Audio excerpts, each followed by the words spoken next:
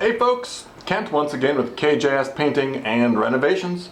We have window weights that are not hooked up, so it's another video on how to restore window weights in old windows. So here's the window we're working on. I was working on this one a little bit earlier. And of course, here's some of the tools you need. You need a tarp to protect the area. It's good to protect the floors. And we've got a couple of putty knives, a couple of different pry bars, a pencil, screwdriver, screw gun, and a utility knife. And these are some of the tools you need to do this job. So one of the things you want to do is remove this window hardware. Use the screwdriver. Oops, for that, the clutch is on. Those come off pretty easy. Oops, talk about it. Last thing you want to do is strip the threads, kind of what I did. And up here, remove these were holding the blinds on, so nice to get in there and, oops, remove those. Well, I thought I'd show you the problem. Here's what we're looking at. The rope is long broken, so we have to remove this piece of trim. Here, so you start out with one of these, your carpet knife. Just let the tool do the work, and you just kind of slide down here. See, it's not really cutting right now. That's okay. Just let the tool do the work. After a while, it's going to start to cut in. And so what we want to do is cut here. We want to take the tool and cut along here, and cut along here to remove all the paint. It's also good to get in, cut here, remove that paint, and just cut the paint out of here. Also, it's good to cut, see the window, we want to cut here so that the paint, there is paint bridging these two. We just want to paint the window, not the walls, when we're done. So we want to do that. Just cut along there. I think that covers that.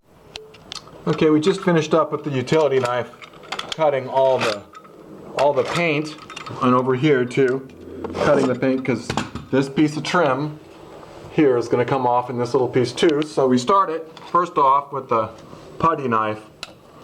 Start the trim, just kind of get it in there a little bit. Maybe take another one, get it in there a little bit. We don't want to hurt it, we want to put it back on. And then maybe one other one. I kind of like these little pry bars. And then there we go. It starts to come open and sort of slide it until it gets up to where the nail is. Hear that? You want to pry close to the nail. And just very gingerly come up and get that piece to come out. You can reach in with this part of it. Again, getting close to the nails. And then we can graduate to a bigger pry bar.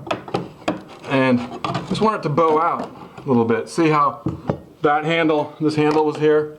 That's why I took the handle off, because it would be in the way otherwise. So just kind of keep going up. And well, I think we're about off. It's that simple. We'll slowly take this off. We're going to use some of the same nails here. These nails, if you can see that, use some of these same nails to put it back on, to index it back into shape. That piece is off. We're on the right side of the window. So we want to take our pencil, just put an R on here so that we don't get mixed up later on. And can't believe I'm doing this one-handed. So the next thing to do, well, we have to be careful. Now the window itself, that piece, this piece holds it in. So the window itself, here's the window, if I grab hold of it, and it's being held up by a stick, you know, because we don't have any window weights. So now I should be careful, because it can fall. So you can reach up and just grab the window, kind of rock it out, and there's the window. The window's out. And here's the broken rope. Right there, it's just broken. And we're going to replace this. And I'll show you how to do that. Well, I thought I'd mention this. Sometimes this happens. There's a lot of nails in here at all different angles, and it makes it really hard to come off. So sometimes it's not a bad idea to reach in there at the hacksaw and just cut a couple of these, or a Sawzall, and just cut some of the nails so we don't have to break the wood and buy a new piece of wood. So that's one thing that can come up. Sometimes guys put way too many nails in here. It's like, what's the point? So once you got a couple of pieces off, it tends to come pretty easy. I kind of reach on the inside here. I could get my tool in there and start this. Probably right in the way, huh? And once it's open a little bit here, I could start this again. Find a nail, pry next to it, like that. And work your way up. Probably going off camera here, huh? Boy, see if that's working or not. Okay, keep going up. See, it just comes a lot easier once you got the top piece out. And then, I guess, boy, that's a hell of a noise, huh? So, there we go. Down here. And there it is. So the window weight is inside this area. This is where the window weight, here's the wheel. This is where the window weight goes up and down. And it's inside this area. So I'm going to show you how to get this piece off. Okay, well generally I start by putting a putty knife in there where I can get it in. Sometimes even two. I'll put 2 putty knives in there. And then in the middle, I can reach in there with something like this, another wedge tool. So I don't hurt the wood too much, and then, oh look at that, it's starting to open up. Kind of whack it in there, wiggle it a bit. Of course, got a bigger tool. So same program, kind of try to get in there and get it loose. You can go up and there we go. I guess I'm going off camera again, more nonsense. There's the nail. Sometimes it's okay to put it in like this too, so you can hit the nails on the outside of it. Maybe we'll go down. I guess I could loosen that. Who cares? Okay. Down in here. There we go. It's starting to come off here. Oh, knock the camera over. Talk about it. Oh look. And there's the window weight. Both of them. They're both broken. Okay. Let these come out. They're both the weights. We're only going to tie up one of these. All we care about is the bottom window working. So here's these coming off. Not a bad idea to go all the way up and finish prying this bad boy off of here. Talk about it. Now it's out. So now we have access to the window weights. There's one other tool that works really well for getting out nails. In order to put that piece on, the trim piece, we're going to have to get these nails out. So I like to use this tool for that, to get nails out, and I just go up wherever there's a nail and take them out. It's a good tool to have. And just look at the big heavy redwood in this house. I just think that's nice. Well, I'm moving over to getting this middle piece off, so I thought I'd at least share that with you a little bit. Kind of opened it up earlier, and I could use 2 hands, kind of work both sides. Oh, there it goes. There's the, oh wow, it's coming apart. Easy. Talk about it. Oh, here are the window weights. Oh boy, about to fall out. Oh boy. Well, there they are. Okay, I guess I'll just mark this so we'll remember. At this point, I'll point out another sort of necessary evil that's nice to have is a shop vac, so we can vacuum out this trough, get this area cleaned up here. Let's see if I could show you, but this area, we want to make sure there's no nails sticking out, because if there are nails sticking out, especially when the other weights are on, it could get in the way of the weight going up and down. So when we put the trim back on, we want to make sure the nails are long enough to catch this piece, but not so long they're sticking in. We don't see them because a lot of them got pulled out, but I think the guys that put this together did a good job. Also, Over here, it's hard to paint this when the other window's in. But now that the window's out, it's not a bad idea to maybe wash this and scrape it and paint this area so that it looks nice when we go back together. So now's a good time in the job to point out something very important. Now before these windows go back on, it's nice to paint them. And of course they're like a very old paint, old window. It's an old semi-gloss oil-based paint. You can't get it anymore. So I tend to go to Kelly Moore, and here's the trim piece. I'll just bring this to Kelly Moore, give them 24 hours, and they can do an eye match on this for free. And there's hybrid paints available now where all we have to do is just sand this, and it will take paint. You know, if there's wood, if there's existing wood somewhere like this, you know, that will need a little bit of sanding and spackle and spot prime, and then in here maybe a little spot prime. But so what we do now, we sort of take a break, go to Kelly Moore, leave them with this and say, hey, I want some of this hybrid paint, something where you just sand and it will stick to this. And believe me, they have it. I'm amazed that it works. And it's water-based for the most part, and low VOC. So we're going to take a break with this job and go get some paint. Well, it's another day, and I got back from the paint store, and here's the type of paint you should use. And also there was a bit of sanding to do. So for the big stuff, I like to use this is a flap disc on an angle grinder. You should use some ear protection for this. And then I sanded the entire window here, being careful not to scrape the glass, you know, don't put the sandpaper against the glass. And I sanded the entire window. It's important to also, I guess on this area, remove some of this paint, because when the window comes down, it can hold it up, and same goes here. Since we can get at it, I did some sanding here, also using the angle grinder. And use that red paint over there, and touch up paint here. After sanding, I washed. Can we see that? I washed using a sponge, and it's been drying about an hour. So now we can spot prime this. Let's see how that works. I'm using a water-based primer, the Zinsser 123. It's this stuff right here. It's kind of hard to see. But even the Zinsser 123 does not stick to this oil-based enamel, so what I'm trying to do is just get the wood. It's only necessary to do the wood. Just do the wood here. Just go around and do that, just where wood is. If you got a little bit that went on the paint, just sort of take that off, because it's not going to stick. But what does stick is this. This is great stuff, and that's what's going to go on here. So I'm just going to do a little bit of priming. No, don't get primer here. No primer, no paint here, you know, on this edge.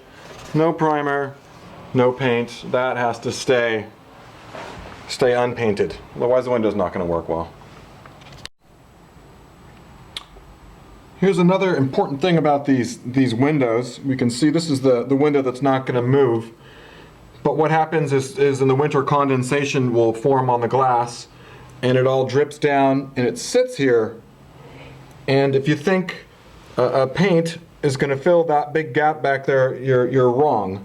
So what I use is this stuff, this fast dry 30-minute caulking, and I have a wet rag here, and I just put a bead of it in, and once I got a bead in, then I work it in with my finger both directions, and then wipe the glass clean with the wet rag. Okay, there's areas like this that need some spackling. I like to use a lightweight spackling, so something like that. Put it on a little more liberally. Just you want it to be a little higher than the surface, and it sands off really easy. Just take some sandpaper and sand it off.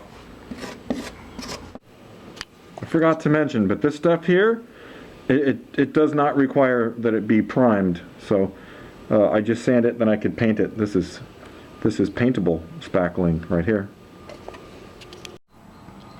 In between the last video and this one, I gave this window a coat of paint, and if you look right here, you can see the paint goes up about 1/16 of an inch onto the glass, so any condensation on the inside, when it comes down, it will go onto the paint and not get down between the glass and the wood. And also there was a bit of caulking that went in there first to fill up that area. I would be remiss if I were not to mention that I put a coat of paint over here too, because it's the only time I could get at it with the window being out. So first you cut a piece of cord.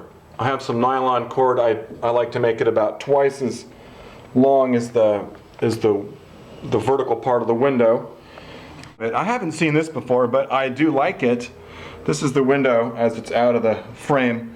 And so we want to tie a knot that's going to work in here, that's going to fit in here and not pull out through here. So I'll just quickly tie a knot. So any knot will do.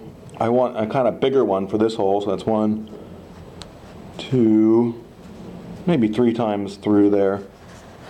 And get a nice, decent knot. That should do it. So here you can see I'm feeding the rope up through this hole. I already started it because sometimes it can be a little difficult to do, so I take my pocket knife and just get it, pull it up through here, like so. Verify that it's gonna work. I have a little extra rope here, so I tend to take any pair of dikes and just cut that off. And I also have a lighter, so I could kind of put this all together. Probably good to have a fire extinguisher doing this, but I kind of get it nice and gooey so it won't come out. Just use the edge of the lighter to kind of stick it together until it's one big clump. Well, here's another important step. You could lube up these pulleys. I go on either side here and here, lube them up. You can get at them on the inside too if the camera will catch it, but lube up the wheels.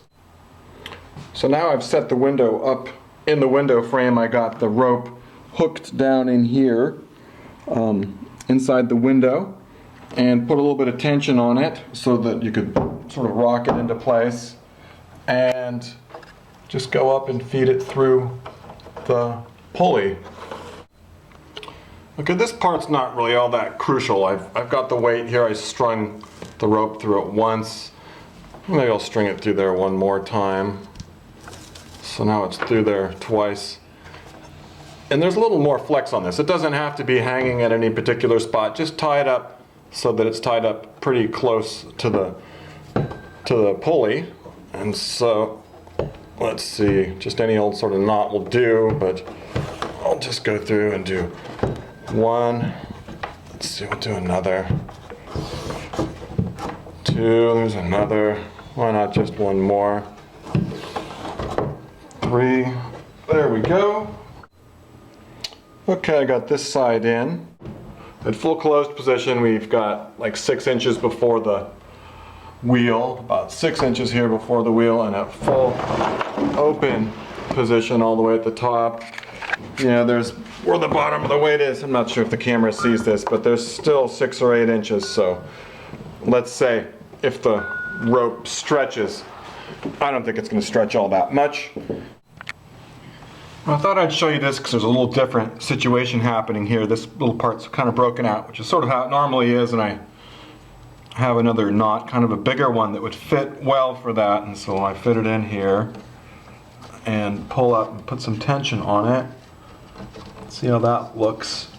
And it looks like it needs a little help staying in there, so what I have is a finish nail, and I see folks do this sometimes, so I'm going to do it. And I'm going to put the finish nail through the knot. It's kind of hard to drive it, so I've got a fun tool. It's a nail set, spring-loaded. So I believe I should be able to drive the nail like this. You know, there's glass in here, so try not to drive it into the glass. You know, that wouldn't work out so well. Now you can feel it biting into the wood, gone through the knot. Another one. Okay, I think that's fine. You want it in there, it doesn't back out, and that's not going to move. Really pull on it. Okay, I have the vertical pieces of trim. This one's marked with an L, so it's the left. So I'll start on the left side and have the center piece, and then the piece on the right, I have one nail here, one existing nail that helps to line it up. So set it in place and see if you can catch that nail hole, which I did, and then just sort of put it in place there. Sometimes the nail will pop out, and that's okay. It just sort of helps line it up. Here's that middle piece going on. Using a couple of the nails, as you can see, helps to get it right where it needs to go. And I use the butt end of the hammer to kind of ease it into place.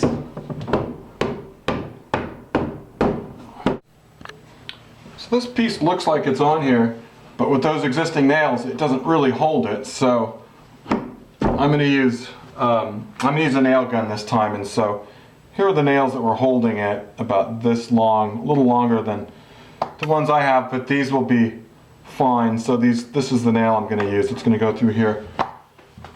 What we want to do is just catch this piece of wood. So I add just enough nails to hold it on, but not so many that it's difficult to remove. In the future, when we need to retie these weights, I don't know, 10 years from now or something. So just maybe 1, 2, 3. So now I'm ready to put in this piece of trim. This one also has one nail so that it can be lined up. Also, I removed a bunch of paint along this edge because this piece of trim also forms the track that the window slides in. So all this extra paint that was here, I scraped that off. Well, here's another piece of this trim, and look how big that nail is. These are the nails that were used to put it on. I'm going to choose a smaller nail. So this nail will go through, I think the rule is 2/3, and that's about 2/3. So after that's sunk in, that will be enough to hold this on. Well, here's another tip on putting in this piece of trim which forms the edge of the track. I'm nailing this piece in, and I have a couple nails down low. And as I go along, I move the window up and down. As I get to the top, I see it starts to rub pretty well. Not too bad. But what I can do is grab it and move it over a little bit. And now try it. There we go, it moves a lot better. So once it's where we like it, you can sort of cheat it over a bit, and I'll go ahead and put one, maybe one more little nail in there. I thought I'd show one more time just how using one of these existing nails is a good trick to help line this up so that it's in the same spot that it was in originally. So with this piece, I just have to bow it a little bit so that it will fit in up here. Now it's kind of bowed, and I could find that nail and fit it in. And then I take the end of the hammer again and just kind of get it lined up. And so that should work about right. And then we'll start with the nail gun nailing and making sure the window will slide nicely this whole length. So once all the trim pieces are nailed back on, take your nail set, and if there are some nail heads sticking up, just set those down in below the surface so that when spackle comes, it will be below the surface. And I like to use the little spring-loaded nail set. So this is a little demo now on spackling. I like to use the lightweight spackle.